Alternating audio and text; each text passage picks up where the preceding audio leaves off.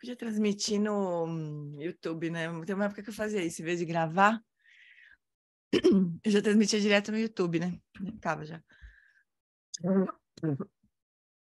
Mas não sei se a qualidade fica boa. A gente pode tentar. Então, beijinhos, vamos só fazer uma prática de check-in. Então, vamos trazer a consciência para o corpo.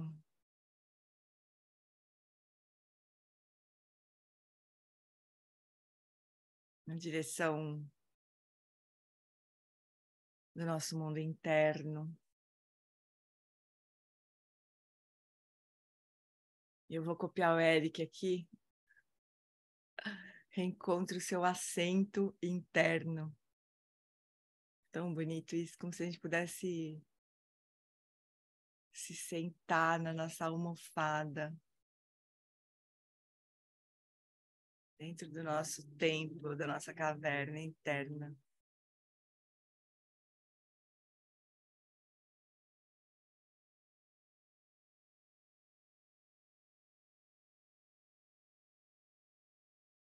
Aí a gente abre espaço para encontrar com Norman Fischer,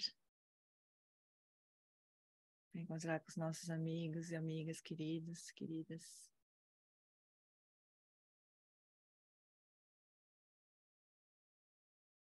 Para descobrir como é que o mundo poderia ser diferente, não é?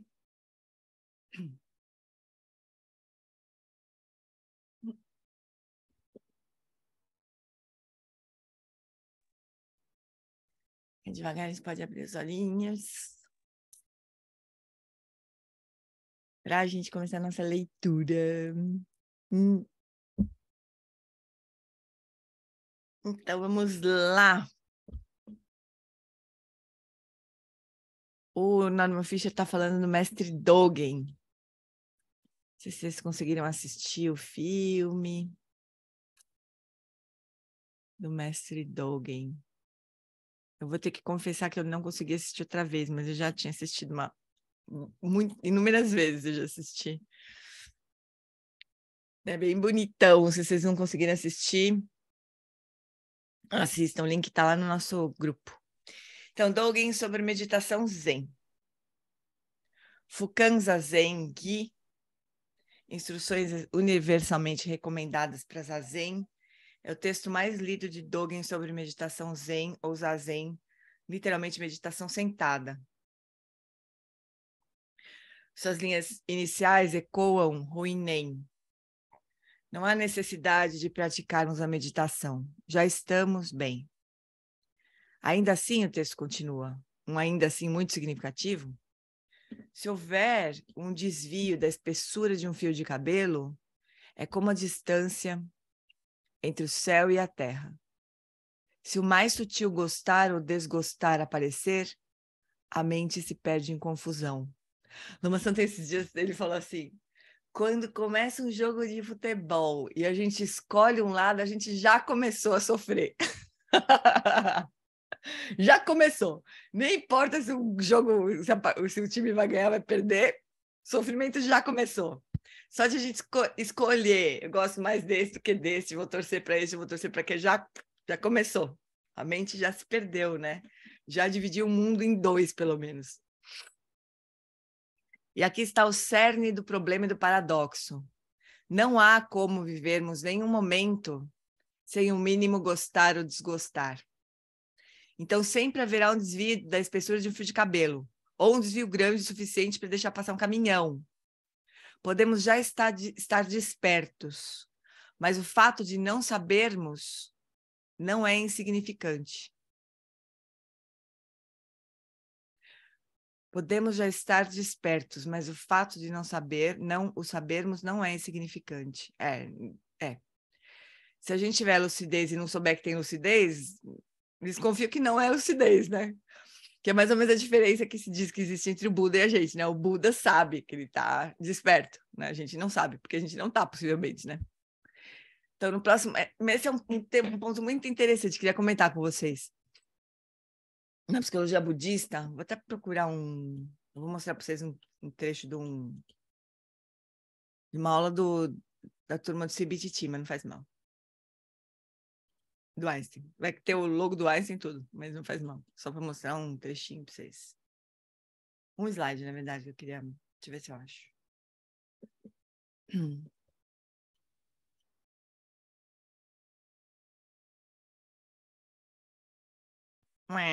Onde estaria? Deixa eu ver. Ah, esse slide aqui.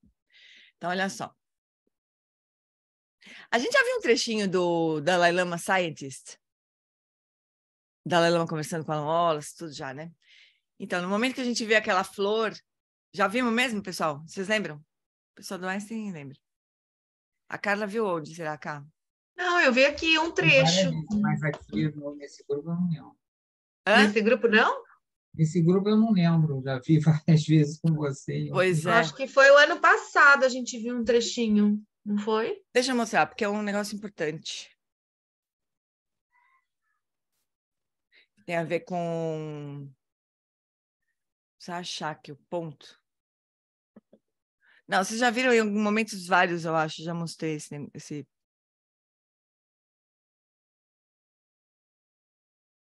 Esse trecho, porque é o momento em que...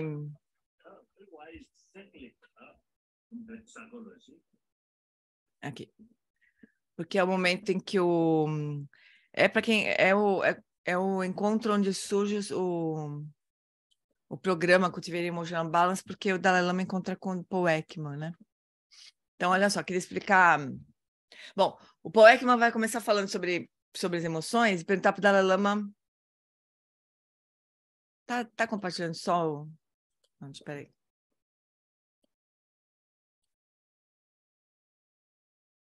Agora sim. É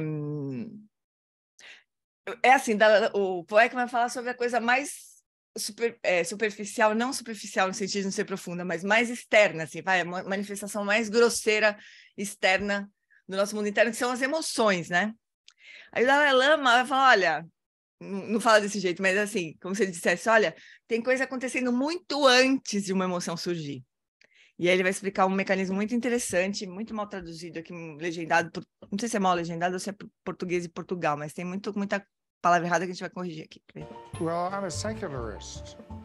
The only reason I met the Dalai Lama was because of my daughter. And I knew that if you got invited to his palace in Dharamsala, you got to bring a single observer. And I thought, what a... Só para falar, olha, aqui está o Mingyur Rinpoche, aqui está o Tutendimpa, aqui está o Tsoknyi Rinpoche, do outro lado aqui está o Richard Gere, não sei se vocês repararam, mas aqui é uma reunião, esse aqui é o Daniel Goleman, né? Aí do lado do Tutendimpa está o Alan Wallace, mais do ladinho está o Richard Davidson e o Matt Ricard está por aí também. Então foi essa reunião aqui dessas pessoas bem qualquer nota, né? Que se encontraram e daí surgiu o programa Cultivating Emotional Balance a partir desse encontro aí, né? Dessa necessidade que eles sentiram de explorar melhor esse conceito das emoções destrutivas, como ajudar as pessoas a lidarem com ela. E o Paul Ekman, em algum momento aqui, ele vai falar uma coisa muito interessante. Ele fala assim, olha, ele estudou a vida inteira as emoções e assim, ainda assim a gente conhece pouco, ele fala. É muito bonito isso aí. Muito bonito esse encontro desses dois, do Paul Ekman e do Dalai Lama. kick this would be for my daughter. And so although I thought this was just another one of the Bay Area fads, I figured, okay, I'll make an exception. I'll go.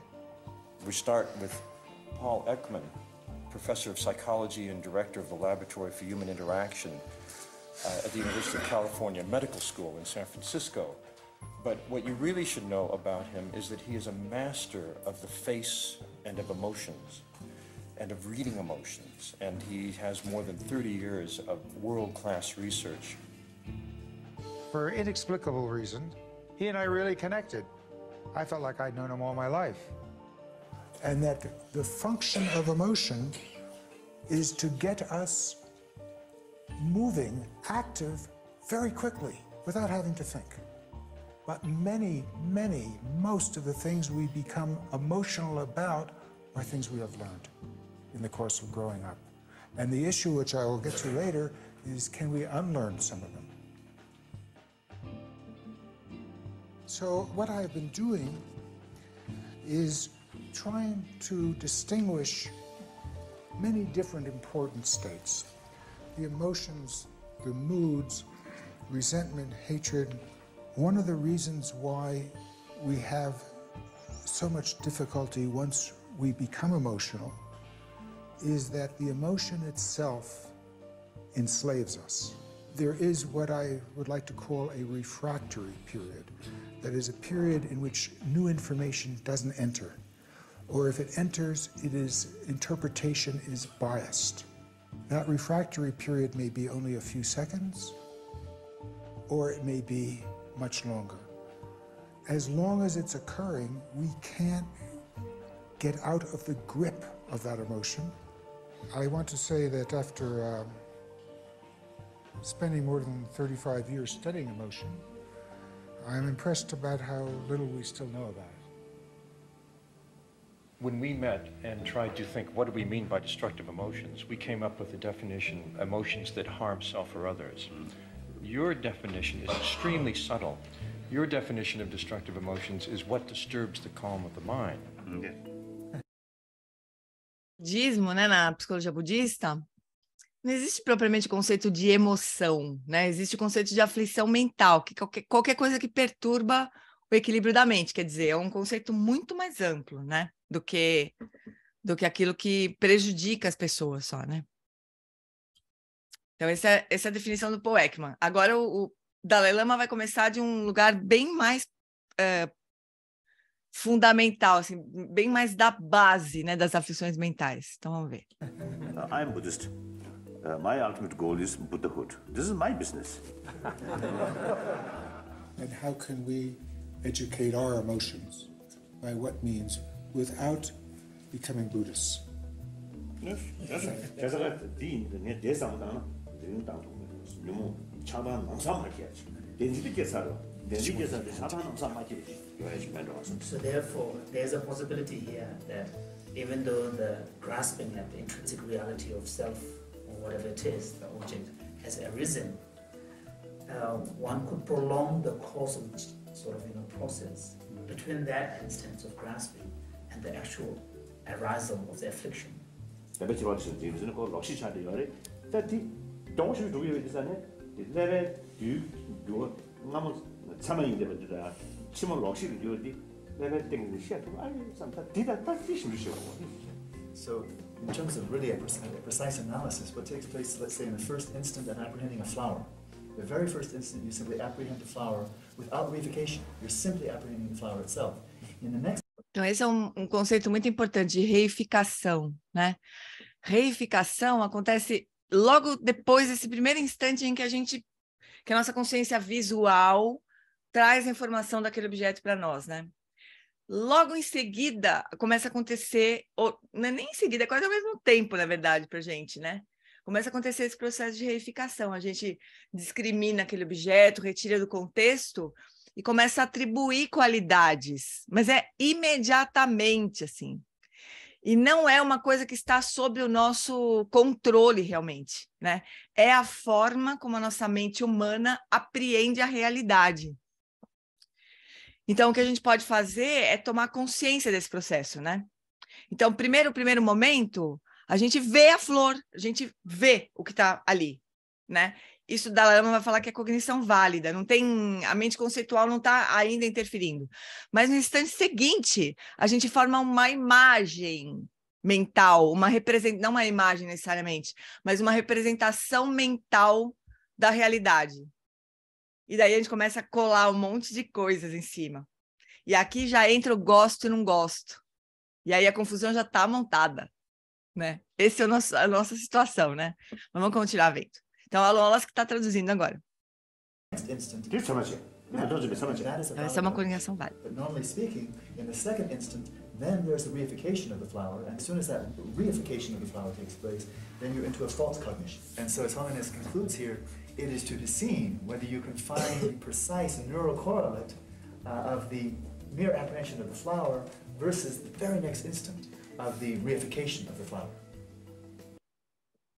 Então, o que eles buscam sempre nessas conversas, né, do Dalai Lama com cientistas, é fazer realmente uma conversa, né, entre os conhecimentos da psicologia budista e do que os contemplativos descobrem sobre o funcionamento da mente e os neurocientistas. Então, agora que o Dalai Lama estava pedindo para os cientistas, eu acho que não aconteceu até agora, se eles conseguiriam encontrar um correlato neural, quer dizer, alguma coisa que está acontecendo no cérebro que pode ser medida e tudo mais, identificada, que diferencia esses dois processos. Esse primeiro momento em que a gente só tem consciência da flor por meio da consciência visual, ainda sem nenhuma participação da mente conceitual, e a hora que a mente conceitual começa a sobrepor e reifica, e começa a sobrepor qualidades sobre o que está sendo aprendido, né?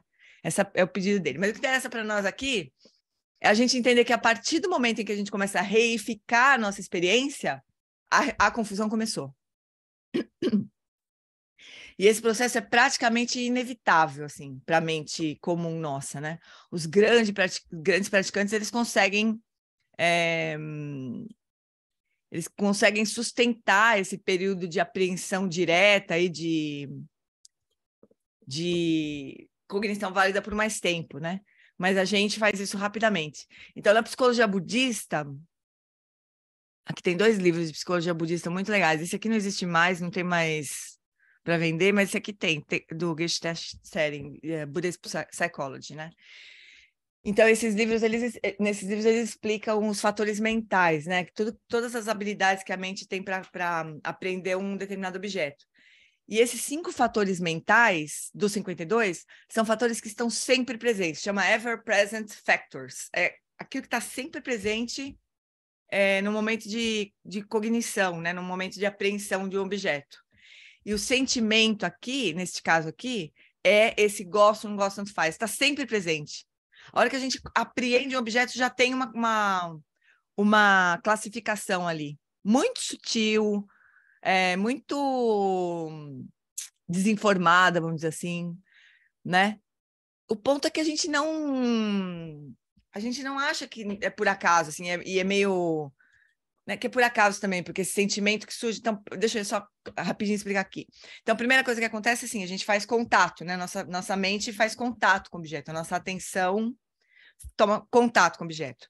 Daí a gente precisa de um tempinho a mais, a gente precisa prestar atenção um tempinho a mais para poder realmente perceber aquele objeto melhor, né?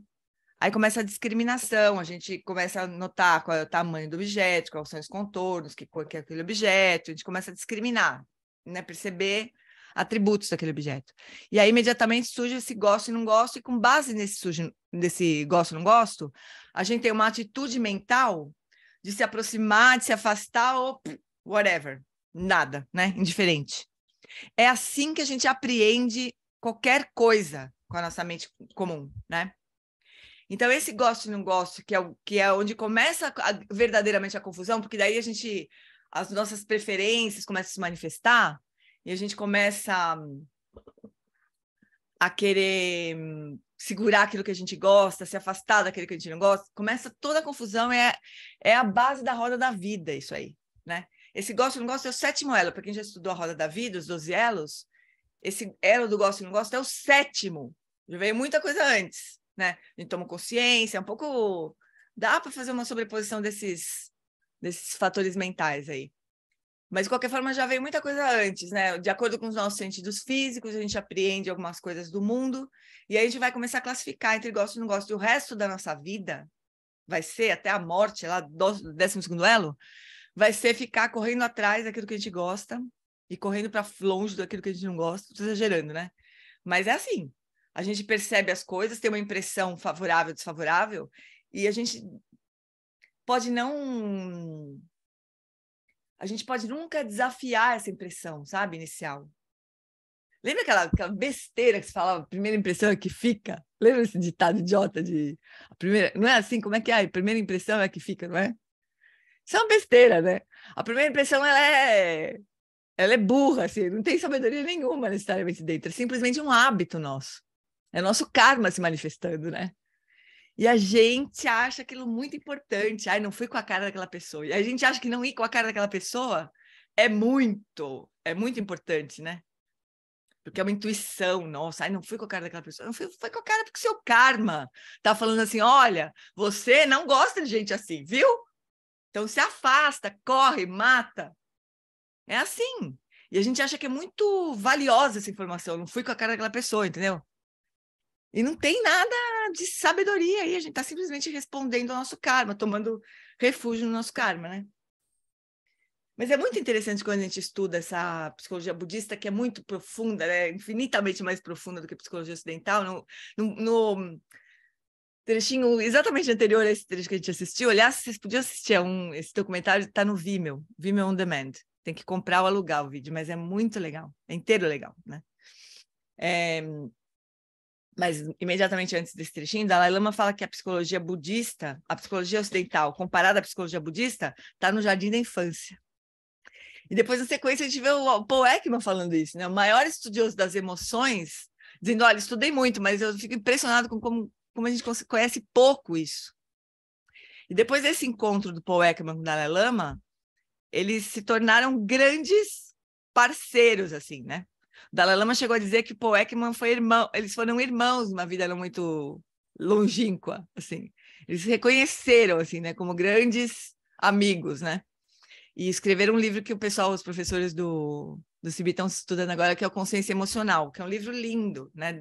Uma conversa do Dalai Lama com Paul Ekman, porque acho que quando ele encontrou o Dalai Lama, ele viu que tinha muito mais coisa para se estudar e para se aprofundar sobre a vida emocional, né? Sobre as emoções e sobre as aflições da mente. É muito lindo de ver esse encontro deles aí. Mas tudo isso para comentar, tudo isso, essa treta toda, só para comentar esse trechinho aqui do livro do Norman Fischer, né? Que ele fala. Deixa eu desaparecer essa telinha para mim aqui. Se o mais sutil gostar ou não gostar aparecer, a mente se perde em confusão. Porque a partir daí a gente toma essa informação como muito válida e segue, né? Na direção do objeto ou contra o objeto. É assim. Aí, assim, embora seja inevitável essa primeira impressão surgir, né? A gente não precisa seguir. Esse que é o ponto, né? Vai continuar surgindo para sempre. Inclusive, não vai ser igual. É besteira a primeira impressão que fica. É uma idiotice completa esse ditado aí, porque não é verdade. A gente tem uma primeira impressão das coisas, depois, a qualquer momento que a gente encontrar de novo com aquela coisa, nós já somos outras pessoas, né? E aquela impressão que era muito negativa ou que era muito positiva, também pode mudar, né? Conforme a nossa base de dados interna aqui mudar, né? E muda o tempo todo. Então, é claro que muda. Agora, muda de uma forma muito reativa, né? E a gente não precisa seguir esse gosto e não gosto, né? A gente pode transcender, como se fosse uma zona de arrebentação, esse gosto e não gosto, assim. A gente pode transcender, pode ir mais fundo, né? No que realmente importa, né? Para nós, para os outros, né? O que vocês acham, Fufurás? Conversem comigo, vai um pouquinho. Eu tenho umas questões aí. Fala, Henrique. Deixa eu ver se consigo. Sobre o que? Tá baixo, viu, Henrique? Tenta falar mais. Peraí. Deixa eu falar mais perto aqui do microfone. Tá. Deixa eu ver se eu consigo colocar isso. Porque eu cheguei um pouquinho atrasado, mas vi você falando desse trecho aí, e eu até citou a questão do jogo de futebol, né? E aí eu às vezes, me preocupo muito que a gente, quando estuda essas questões, às vezes eu percebo que tem, não que venha do ensinamento, mas uma tendência da gente idealizar os mestres budistas como sendo alguma coisa que estão além da humanidade. Eles não têm... eles não escolhem um lado quando vem um jogo de futebol. Mas eu acredito que não é assim, né? Eu acho que eles também escolhem um lado quando vem jogo de futebol, porque é natural, né? E é da nossa... de ser humano, né? Eles também são seres humanos. Eu acho que a grande questão seria a gente não levar isso a sério, né? Exatamente, é isso que eu estou E dizendo, tratar como um transcender, né? jogo mesmo, né? E além, né? Exatamente. Durante o jogo, você escolhe um lado. Aí o seu time perdeu, você acabou o jogo, perdeu, e você vive até aquela emoção, porque você escolheu viver naquela hora, mas tem a consciência de que você está jogando, né? E não está, como é que o Alan fala, tá se agarrando. Ele falou uma palavra em inglês que não tem tradução, que é como se você se... Hein? Clinging. Clinging, né? Como se você se agarrasse na situação, né? Eu acho que a gente faz... A gente tem a consciência que não pode fazer isso, não tem que fazer, mas inevitavelmente faz, né? Eu gosto muito da metáfora do futebol, eu gosto do futebol, e eu lembro muito, embora não esteja totalmente livre disso, eu comparo muito com minha juventude, né? Como era a minha relação com a coisa do esporte, né?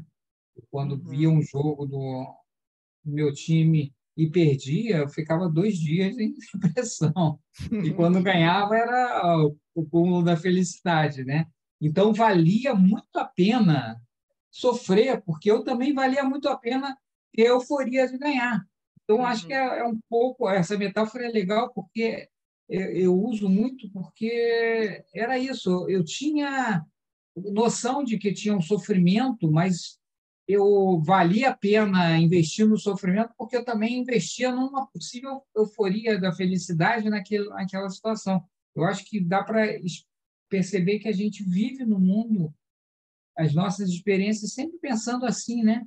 Às vezes a gente arrisca as coisas e se agarra nas relações amorosas, no trabalho, em tudo, sempre pensando que vai ter a euforia do sucesso e correndo o risco de também ter o sofrimento do fracasso, né? E se agarra como uma fonte da felicidade, né? Você acabou de descrever o Sansara, né, Rick? Eu não sei se eu concordo contigo, assim, do jeito que você falou, parece que é uma coisa meio impossível, assim, de os mestres estarem, não lembro que você falou além ou acima, não lembro, mas de uma certa forma eles estão.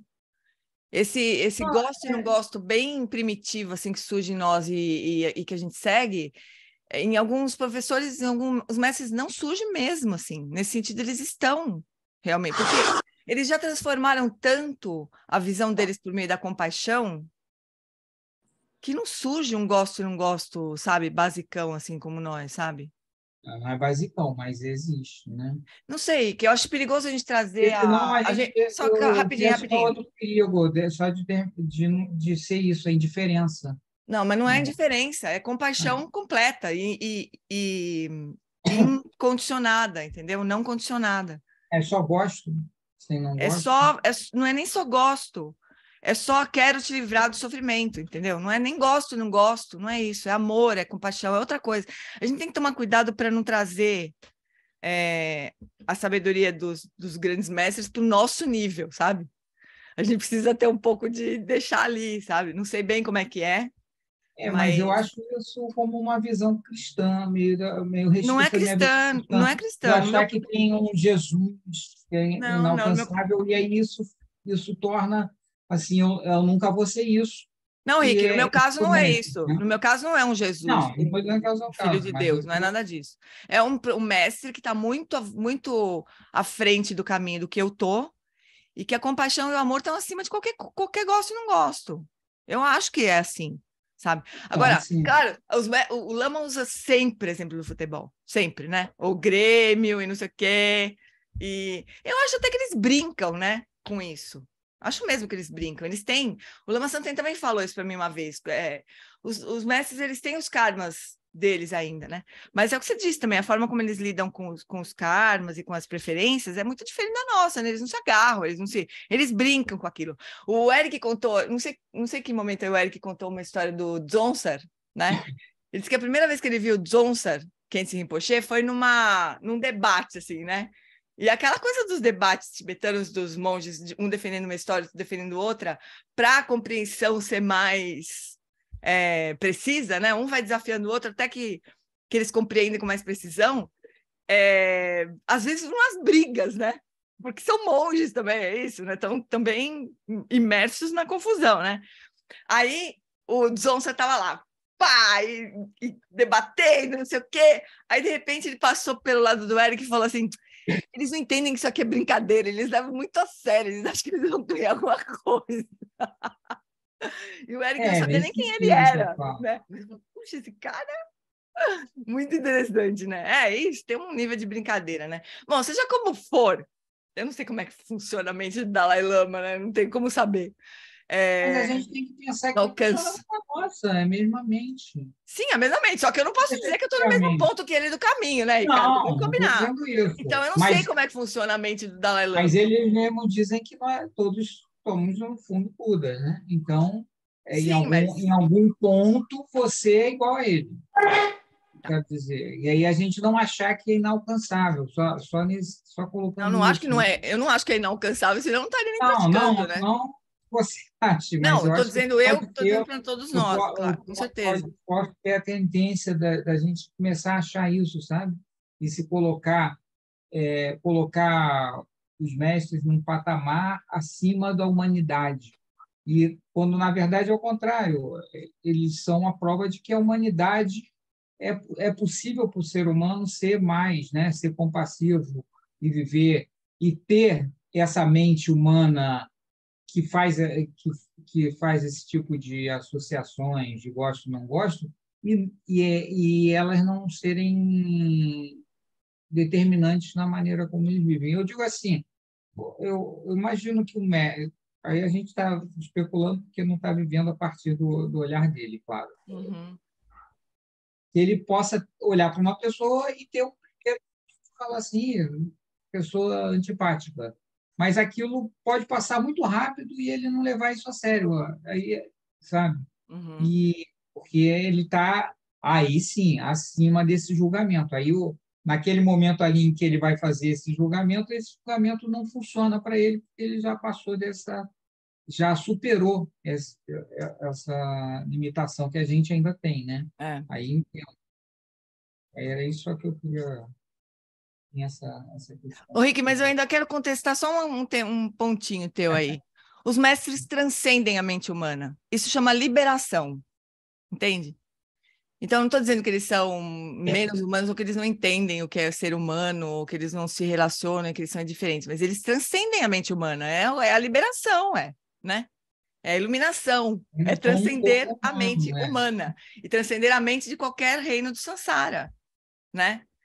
E não significa, obviamente, que eles são indiferentes, muito pelo contrário, né? Eles estão aí tentando falar, pessoal, tá, sabe esse negócio de gosta ou não gosta? Então, vamos aí, vamos andar, né? Vamos sair dessa, né? Então, é esse ponto que eu estou contestando da sua fala aí. E não acho que é impossível, é justamente o caminho budista, né? Mas eu entendo também que a gente corre um risco de querer imitar e cair na indiferença, e esse não é realmente o ponto, né? Tinha um outro iPhone, usuário do Zoom, que eu não sei quem é, com a mãozinha levantada, e a Tamini. Fala, Tamini. Oi, eu estou como usuário do Zoom? Não, tem outro, que eu não sei quem é, que está como usuário do Zoom. Você está com o iPhone de Tamini. Ah, bom, porque meus netos mexem muito e, de repente, mudam tudo. Mas essa questão da aversão, para mim, foi uma descoberta chocante, porque quando eu comecei a estudar o budismo, que eu me deparei com a questão da aversão, eu vi o quanto eu funcionava em cima do gosto e não gosto. Né? E aí, na continuidade do estudo, eu comecei a perceber em mim quanta coisa eu perdia, importante, boa, por conta da aversão, de não conseguir superar essa questão, não gosto da voz, ou a pessoa tem uma coisa esquisita. Isso que você falou que parece que vem da intuição, mas eu acho que vem do ego mesmo. Vem do gosto, isso aqui. Então, eu acho uma prática difícil, porque a gente é condicionado a essa avaliação inicial. A primeira impressão é que vale, né? E a gente tem isso na nossa cultura, esse horror. E é uma prática difícil de ser superada. É tentativa diária, né, com relação à questão da versão. O Geshe-Pend, ele diz que... Porque também a gente pode achar que a saída é transformar tudo em gosto, né? Todo Exato, não gosto mas em não gosto. é. Não é. É ir além Não mesmo. é. Assim, é tipo, não importa. Isso é superficial, né? Como é que é olhar num nível mais profundo? Isso que o Geshe-Pend fala, né? Ele fala assim, eu gosto, não gosto, essas coisas todas que a gente acha, não acha, são todas no nível superficial. Num nível mais profundo, nós somos todos seres que estão buscando ser felizes, se livrar do sofrimento. Se a gente tentar olhar num nível mais profundo, o gosto e não gosto, eles perdem o poder. É o que acontece em muitas situações, tipo, no próprio esporte, né? Tem muitos momentos, eu sempre me emociono, assim, sempre me emociono. Quando a gente vê no próprio esporte, ali no calor da competição, né? Brotar uma coisa, uma solidariedade, uma humanidade ali, né? Quando outro se machuca, eu não sei, várias vezes, quando um tá chorando, né? Quando o Brasil perdeu lá. Dificuldade. Oi? Eu tenho muitas dificuldades com o esporte, porque eu fico muito com pena de quem perde, e acaba não conseguindo vencer. Mas essa questão dos mestres que vocês estavam colocando aí, eu queria só falar uma questão. Eu tenho um profundo respeito pelos mestres, de você, a Dalai Lama. Tenho um profundo respeito por estarem me dando a oportunidade de acessar esse conhecimento. E entendo o quanto eles já superaram, e entendo também que eles estão no caminho, então tem muita coisa a ser superada também, mas que já alcançaram um nível de conhecimento, de compreensão muito superior a mim. O que eu tento é não trazer assim um culto à personalidade com relação aos mestres, entendeu? Uhum. Não sei se isso é isso mesmo, não, mas eu tenho um profundo respeito pelo esforço, porque imagina o esforço que eu faço diariamente para me manter minimamente no caminho e o esforço que esses mestres vêm fazendo até de vidas anteriores para chegarem hoje e passar esse ensinamento para a gente, né? Passar essa luz, de passar essa esperança, essa possibilidade. Uhum. Então, agora, eu procuro diferenciar do culto à personalidade, que eu acho que no budismo não tem nada a ver. Está super certa. Difícil de fazer, né? Porque, a gente tem preferências, né? Assim, a gente se sente mais conectada com um mestre, menos com o outro. E, nesse sentido, é sempre superficialmente, né? A gente se sente mais conectado com o mestre do que com o outro por questões kármicas nossas também, né? A gente prefere um mestre que fala mais assim do que outro mestre que fala mais assado, né? Por preferências nossas, né? Não é exatamente um culto à personalidade, mas tem uma preferência. E funciona assim, né? É assim que a gente funciona. Nós alunos, assim, a gente tem preferências, né? A gente está funcionando com base no gosto e não gosto. Óbvio, né? Então, tem professores que a gente vai gostar mais, professores que a gente vai gostar menos. Os que a gente gosta mais, a gente vai se abrir mais, né? E vai conseguir avançar mais no caminho. É assim que a gente vai funcionar.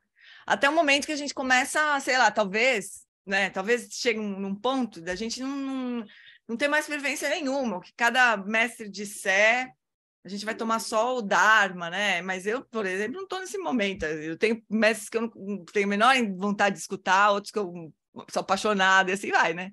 E eu sou meio facinha, como diz o Gustavo. Gente, você é minha... O Gustavo falou, você é muito facinha, você se apaixona fácil. Eu me apaixono fácil mesmo. Mas a gente tem outros que a gente não tem conexão, não é? E é assim que a gente vai funcionando. É bom a gente entender isso também, né? Como você está dizendo. Isso não tem nada a ver com o budismo mesmo, isso é bem humano mesmo, né? Gostar de um não gostar do outro, né? Foi isso que o Lama Santa me explicou uma vez, que eu tinha uma dificuldade tive uma dificuldade de me conectar com Sogyal Rinpoche, que era um grande mestre. Mas eu tive muita dificuldade de me conectar com ele quando ele veio para o Brasil, e eu fiquei me martirizando por causa daquilo. Como é que pode eu não... Eu estava sentindo até uma espécie de não uma aversão, mas sabe assim, não... E meus amigos todos chorando nos ensinamentos dele. E eu, como é que eu posso não me conectar com ele? Que falta de mérito o meu, né? A minha. E o Lama Santa ainda me explicou isso. Ele falou assim, a gente funciona assim, né? Os nossos karmas fazem a gente gostar de uns, não gostar de outros. Tá tudo bem, não tem problema. Ele não se importa com isso. Verdade, né? Imagina se faz alguma diferença, né? Cadê o iPhone Zoom? Quem que é? O usuário do Zoom. Quem é você que eu não estou conseguindo ver? Usuário do Zoom. Vou pedir. Oi? Sou eu? Não. Sou eu? Quem é? Eu sou Ludmila. Oi, querida. Você está como usuário do Zoom aqui. Não estava para saber. Não sei como mudar isso, mas se você quiser depois me explicar, eu mudo. Tá, você vai... Você está no celular, né? No celular é mais difícil de você explicar, querida. Celular. Mas você tem que achar a lista de participantes e ir em cima de você e mudar. Mas não tem problema. Tá. Aqui, beleza. Mas fala, aqui, querida. Deixa eu só colocar que daí vocês também não se perdem aí. Não, eu estava falando sobre... Pronto. Muito bem. Obrigada. Eu estava falando sobre essa coisa da emoção que ele estava falando do futebol, que sempre comparam com o futebol e tal. Mas o futebol tem aquela questão muito... Tem a tristeza de se perder e tal. Mas eles, quando falam do futebol, eu acredito que é mais por conta da alegria, sabe? Ou seja, da euforia, né? Da coisa. Só que aí me veio esse pensamento da emoção negativa, né? Da raiva, né? Daquela coisa mais explosiva da raiva, não da euforia da raiva e não da euforia da alegria. Não sei se eu consigo... Uhum. E aí eu fiquei aqui pensando, enquanto vocês estavam falando, que talvez o domínio da raiva, o domínio dessa emoção negativa, eu acho, pessoalmente, mais difícil de tentar chegar no momento de equilíbrio do que o da né?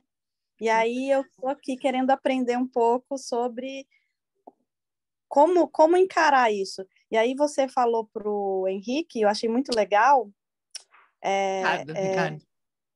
Ricardo, desculpa. Porque quando a gente... como é que eu vou falar? Quando a gente fala com alguém, por exemplo, vou dar um exemplo da minha mãe, tá? Estou falando com a minha mãe, e ela pega e começa a entrar naquele ritmo da vitimização. E aí você fica com raiva. E aí, como é que você vai ter o seu momento de compaixão nisso? É sua mãe. Você tem que estar ali para ter a compaixão, para você mudar esse sentimento, essa emoção. Então, é incrível esse estudo. Eu achei maravilhoso. E eu estou tentando me ajustar para esse meu momento. Ô, Lud, você fica de olho quando tiver algum professor oferecendo o curso do Cultivating Emotional Balance, porque tem muitas coisas aí. Aqui tá cheio de professora, tem a Mazi, deixa eu ver, só aqui, ó. A Mazi, o Ricardo, o Ed, a Carol Steffen, a Carol pode Fonseca, tudo professor de CIB. Quando algum deles forem dar um concurso, eu também te aviso se eu for dar algum, porque tem muitas coisas que a gente pode fazer, né? Mas uma delas é o que você falou, assim, você pode... O primeiro... a gente pode partir de uma intenção, sabe? Partir de uma intenção. Toda vez que você for falar com a sua mãe, você já sabe que ela vai se vitimizar, não sabe? Ela faz isso, né? Porque talvez ela ache que ela ganha alguma coisa com isso, ela tem um sofrimento ali. É um sofrimento, sim, com certeza. Tem um sofrimento, tem uma carência, tem alguma coisa ali que faz ela achar que, né? Se vitimizar é uma boa coisa, né? Então, você pode começar por aí, uma intenção de acolher a sua mãe, aconteça o que acontecer, né? E aí, a gente vai... Pode ser que dê certo, pode ser que não dê, na primeira vez, sei lá, pode ser que não, né? Mas você já se acalma, a próxima vez que você for conversar com ela, você se acalma, fala assim, putz, é minha mãe, ela deve estar sofrendo para fazer isso, né? Traz toda essa boa intenção, assim, com respeito à sua mãe. E aí... Ouve só, você não precisa fazer nada, você não precisa responder, você não precisa resolver, você não precisa fazer nada. Você pode só ouvir, né? e ter a interação que for com ela ali. Pode ser que seja diferente esse momento, né, de conexão com ela. Pode ser que você se encontre uma outra maneira de se conectar com ela que está além dessa tentativa dela de se vitimizar, né? Que não precisa nem contrapor, nem atacar, nem aceitar, nem entrar na onda dela também, né? Tadinha, que não tem, né? Então pode ser que você encontre um outro ponto de conexão, né? E assim a gente vai se transformando as relações. Pode não ser muito fácil, porque as relações familiares, elas são super cristalizadas, né? Sim. A gente já reagiu de uma mesma forma muitas vezes. Então, aquilo é a sua mãe com você e você com a sua mãe. Então, a sua mãe já se vitimizou milhares de vezes com você e você já ficou puta outras milhares, né? Então, é tudo muito cristalizado, todo mundo sempre igual. Aquilo parece que... Isso chama karma mesmo, né? Mas mas uma vez que a gente não reage, não se irrita, a gente vai ganhando liberdade devagar com respeito àquele karma, né? Mas tem muitas coisas, Lux, que a gente pode olhar com respeito à raiva, né? A raiva foi o grande motivador que surgiu desse encontro aí do Dalai Lama com Paul Ekman, de justamente como é que as pessoas podem lidar melhor com a raiva. Exato. Essa é uma das o maior, assim. É mais difícil, realmente. Mais potencialmente destrutiva também, né? Exato. Mas ela não é negativa em si, né? O poeta diz que ela não é negativa em si. Ela pode, por exemplo, você pode sentir raiva da sua mãe estar se vitimizando porque você queria que ela assumisse o poder dela, né? Então ela tem uma mensagem assim, né? Não é necessariamente que você quer matar sua mãe. Ela não é. Sim. Tem uma diferença entre a raiva e o ódio, né? Que o Paul Ekman, no livro com o Dalai Lama, eles discutem isso, né? Porque o Paul Ekman defende que a raiva pode ser construtiva. O Dalai Lama defendia que não.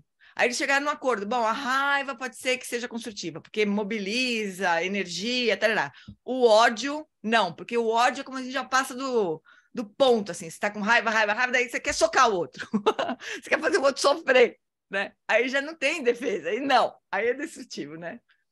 Sim. Mas como é? E o problema é que a raiva passa para ódio muito facilmente, assim, né? A gente está com raiva da pessoa, a gente está com raiva da atitude da pessoa, e daí a gente quer achar um jeito de transformar a gente queria que aquela atitude da pessoa se transformasse. Mas aí, como a gente não consegue, daqui a pouco a gente fica com raiva da pessoa. E daí a gente não quer mais nem saber de mudar a atitude, a gente quer socar a pessoa, né? Mas sair disso para compaixão, entendeu? Mas não é sair disso para compaixão, né? A gente precisaria abrir espaço, né, para compaixão brotar naturalmente, né? Aí você me fala da intenção. Então, isso já é uma maravilhosa, você já vai com uma intenção, entendeu? Isso é bom. Exatamente. Porque assim, né, Ludi, a sua mãe, se ela estivesse super bem, feliz e tudo mais, ela não estaria fazendo isso, né? Então tem um sofrimento ali. Que sofrimento que é esse que faz ela pensar que ela precisa se vitimizar, né? Que ganho que ela tem ali, que não é verdadeiro, nunca vai trazer felicidade verdadeira para ela, né? Então, se a gente tentar refletir sobre essas coisas, pode ser que realmente a gente consiga agir, melhor do que agir, assim, se sentir de uma forma diferente e se conectar com a outra pessoa de uma forma diferente, né? Pode ser, né? A gente vai tentando, né? Valeu. Vocês acham, professores, mais alguma, ou todo mundo, os professores e todos os outros aí, mais alguma coisa que a gente poderia... Eu queria agradecer a fala da Ludmila, que me veio a calhar, assim, com relação à mãe, maravilhoso, assim, e essa questão da intenção. Eu tive uma questão na virada da noite com ela, da minha, e eu subi a escada pensando, eu não consigo mais, eu não tô dando conta. E aí, no momento que eu deitei a cabeça no travesseiro, eu falei, puxa, mas ela não tá legal, ela não tá bem, assim, e o que eu posso fazer imediatamente? Aí eu desci no jardim, tinha alecrim, eu botei alecrim dentro da fronha dela, assim, sabe? E aí, sabe quando você vai dormir mais tranquila? Era o que eu podia fazer. Eu não podia interagir com ela verbalmente, eu não podia olhar pra cara dela, mas eu falei, tem um alecrim dentro da tua fronha. E aí, hoje de manhã eu acordei, ela falou, dormir melhor. Tipo, que lindo às vezes isso. é isso, cara. A gente não tem É, como, não consegue nem olhar, mas tem outros jeitos, assim, sabe? uhum. É uma coisa diferente, né?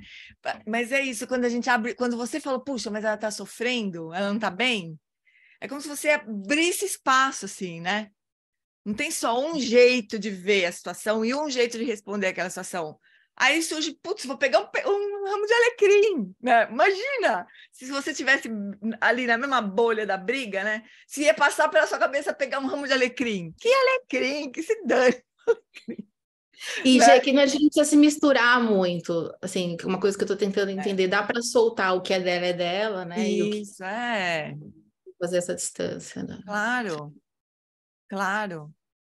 Exatamente, porque nessas relações familiares, né, é muito louco, porque mexe com a gente em lugares muito profundos, né? Mas fazer esse trabalho, bom, o que é meu e que não tá mais, e que geralmente está desatualizado, não é mais assim, né?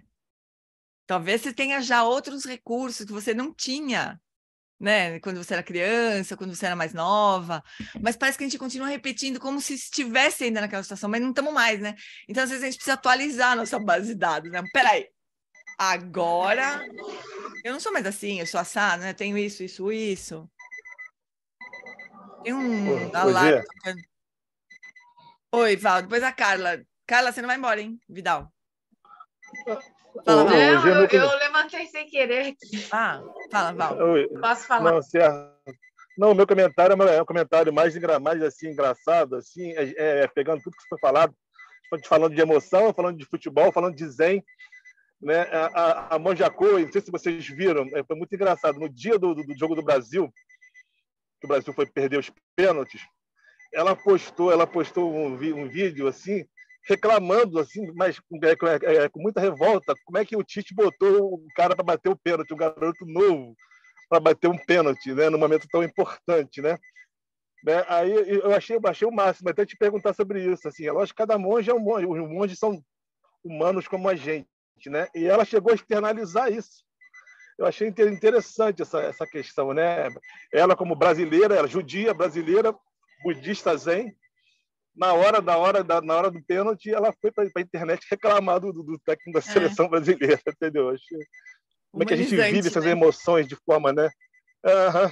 Entendeu? É que, putz, eu acho que é sempre muito mais fácil julgar e achar o que era mais certo quando a gente está fora do campo, né? Eu era jogadora de vôlei, eu sei que é difícil vir na hora ali, fazer alguma coisa melhor. Não é fácil. Eu achei incrível uma mestra budista numa hora daquela chegar e externalizar aquilo, entendeu? Que interessante. A Ana Verena falou assim, afirmar a intenção é maravilhoso, mesmo com raiva, nós não queremos verdadeiramente o mal do outro. Exatamente, exatamente. A gente não quer o mal do outro, a gente consegue ver que a gente quer o bem do outro. E é importante demais afirmar esse bem. É muito interessante a raiva, né? Especialmente com mãe, que é como se a gente quisesse que eles fossem fortes, que eles fossem sábios, que eles fossem perfeitos. E aí, como eles não são, a gente fica com raiva, né? Mas quando a gente se dá conta, eu queria que ele fosse perfeito, que a minha mãe fosse perfeita, que meu pai fosse perfeito, porque eles seriam mais felizes se eles fossem perfeitos, né? No fim, a gente quer o bem do outro, realmente. Nesses casos, com certeza, a gente quer o bem do outro. Se a gente consegue se conectar com essa intenção de querer o bem do outro, aí talvez a gente consiga fazer alguma coisa ou não. Ou talvez a gente possa simplesmente reconhecer, puxa, não dá para ela. Não dá nesse momento. Talvez em outro momento dê, talvez, né, em alguma, sei lá, virada, alguma curva da vida aí, ela se toca de outras coisas, mas neste momento é assim, é o que temos, né? E aí, eu vou matar ela porque é assim que ela é agora? Ela não consegue, não dá para ela não enxerga outras coisas. E nem sei se ela precisa enxergar, né? Porque a gente tem, sei lá, a gente pode também estar errada, né? Sobre o que a gente queria, como a gente gostaria que as coisas fossem, né? Também pode ser um erro nosso também. Mas às vezes é difícil para eles também se permitirem ser falíveis, né? Super difícil. Eu ontem vivi uma situação aqui em casa que eu tô muito cansada mesmo. E assim, tô com sintomas da moda burnout, mas é exaustão mesmo. E eu tava, à noite eu tenho ficado num nível de exaustão assim que não é normal, não é normal. E meu filho, ele não tem 15 anos, não percebe. E aí ele me viu ontem e viu que eu estava lendo sobre o burnout, sintomas. E aí ele percebeu. Aí eu falei para ele, eu estou assim, entendeu? Porque a gente não quer que os filhos, né? Não quer que os filhos percebam, a gente tem que estar sempre, como mãe, eu estou falando assim do outro lado, né? E aí ele leu, aí ele mudou na hora, assim, Olha falou, só. mãe, você precisa deitar, você precisa dormir, eu vou fazer um chá e lavar a louça do jantar, porque você fica o dia inteiro trabalhando, depois tem que cuidar da casa, aí você tá as preocupações com as finanças, é um mundo, né? E aí ele ajudou, então a gente tem que... Eu tenho essas crises com a minha mãe também, e outro dia eu estava conversando com uma psicóloga, uma mulher negra, muito mais velha, da idade da minha mãe, e ela me falou uma coisa muito bonita, assim. Eu falei para ela, minha mãe tem me tratado muito mal. Eu, meu irmão caçula, ele está gravando, né? Sempre complicado. Pera. Aí ela falou assim, por isso que é bom não gravar. Mas eu queria te fazer uma pergunta bem objetiva, que eu estava rolando na conversa do Ricardo, enfim. O budismo entende como a intuição? Dentro desse... A intuição, essa coisa que a gente... Ocidentalmente, a gente leva muito... né? A intuição como um atributo mesmo, um estado de presença. Mas né? Se fosse budismo, pensar, não. como é que o budismo... O Alan Wallace, ele fala que a intuição é uma sacada, né? Que pode ser muito disruptiva, assim. A gente pode realmente ter umas sacadas que, nossa, eu nunca pensei nisso, né? E pode mudar completamente o jogo, assim. Ou não, né? Pode ser uma grande besteira. O que o Alan Wallace fala para a gente fazer é avaliar a intuição como um pensamento que surgiu na nossa mente, como qualquer outro, que pode ser muito legal, pode ser uma grande besteira, sabe? Não é pelo fato de a gente considerar aquela percepção como uma intuição que ela é necessariamente sábia. Não é. Pode ser uma grande besteira, pode ser um grande... Pode piorar tudo, ou não, né? Mas o ponto é, a gente...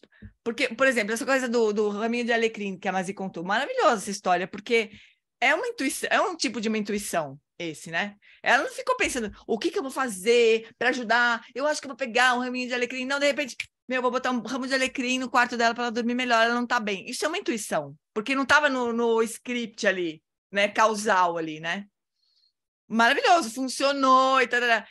Mas não necessariamente, vamos supor que a mãe dela tem alergia a alecrim. Né? Aí a gente, vou botar um ramo de alecrim. Aí a mulher espirra a noite inteira e não consegue nem descobrir por quê. No meu caso, seria isso. Se eu tivesse feito com a minha mãe no dia seguinte, aquele... Então é isso, a gente precisa avaliar. Putz, vou botar um ramo de alecrim para dormir melhor. Mas peraí, ela tem alergia, não tem alergia? Se é uma boa ideia ou não é, né?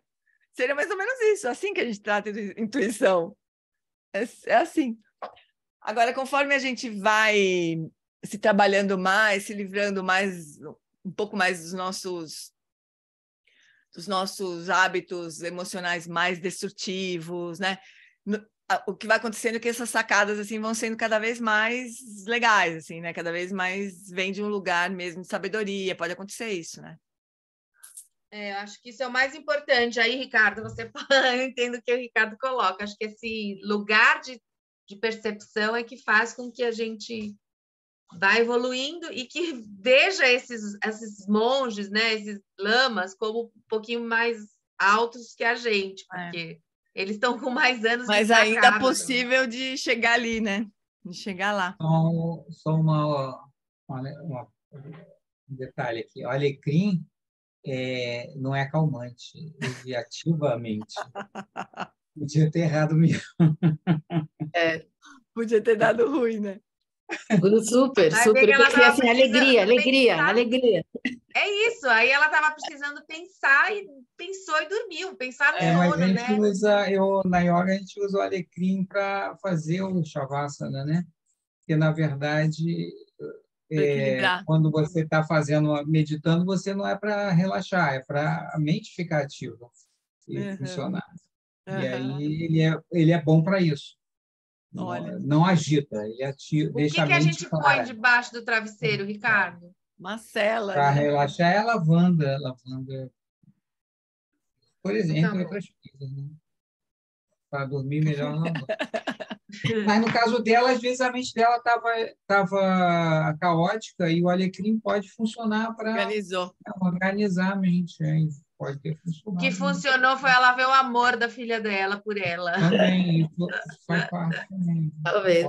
Ela falou, olha, se acontecer alguma coisa, tem alguém olhando por mim. Eu acho que tem isso também. Mesmo que não visse, né? Mesmo que ela estivesse dormindo e ela fizesse isso sem ela ver, vale, né? Muito legal. Ai, gente, que bom, que gostoso que foi hoje. Vamos encerrando, então, queridas, queridos. Então, tá bom, vamos dedicar os nossos méritos. Que a gente possa enxergar as pessoas, nós mesmos, com mais liberdade, mais livres dos nossos hábitos. Que a gente possa se conectar num nível mais profundo com a gente mesmo e com os outros, mais profundo do que essas ondas que são super mutáveis, de gosto, de não gosto. Que a gente possa se conectar numa dimensão mais profunda.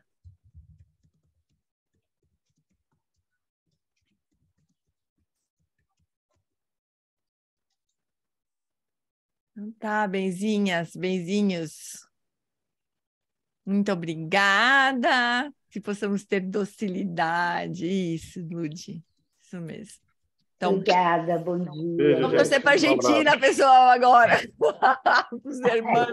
Claro. Os Marrocos hoje e para a Argentina domingo, que tal?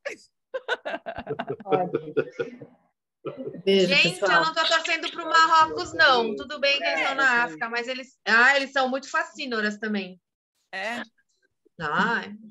Eu estou torcendo para a Argentina. Argentina. Sim. Hermanos. O Marrocos é cheio de mistérios, então tem um lado pesado ali. Ah, mas não esquece a França também, viu? Ó, guilhotina. Não, vamos torcer para a Argentina. Viva a Latinoamérica! É. França, eles foram colônia francesa até 56. Devem ter sofrido babu na mão dos franceses. E foram colaboracionistas horrorosos durante a Guerra Civil Espanhola. Pois é. Mataram mulheres, tinham umas brigadas violentíssimas de marroquinos matando as mulheres. Eita. A história... Nossa, não tem nenhum inocente nesse mundo, né? A gente já fez tudo que é tipo de barbaridade, vocês né? precisam ler. Eles eram os mercenários pagos para fazer a Guerra Civil Espanhola. É mesmo. Então, assim, vamos torcer para a Argentina. Vamos torcer para a Argentina, mais fácil, né? O vinho é bom. O Messi. Tá bom, Latinoamérica. Um beijo, meus amores. Beijão, se cuidem, Carlinha, descansa, meu amor.